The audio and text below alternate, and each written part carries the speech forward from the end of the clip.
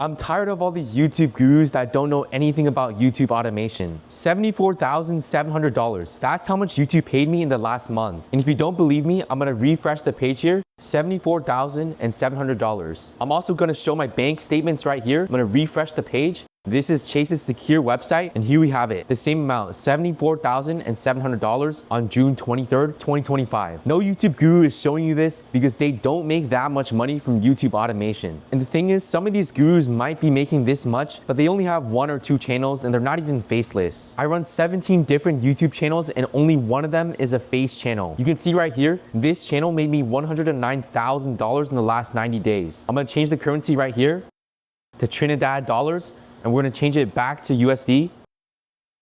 We're gonna refresh the page if you still don't believe me. And then we're gonna change it back to USD.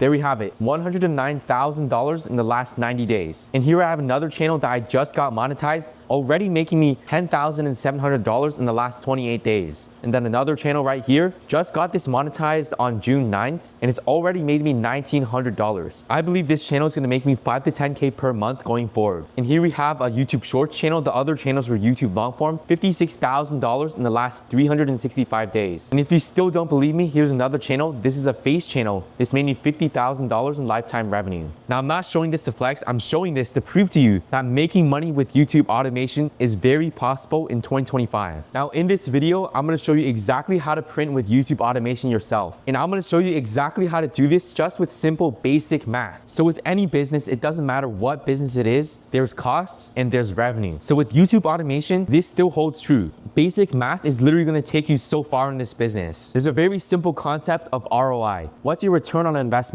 So with every business that you create, no matter what it is, there's an amount that you can invest and there's an amount that you can get out of that investment. So let's say you're starting a gym and you're gonna invest $1 million.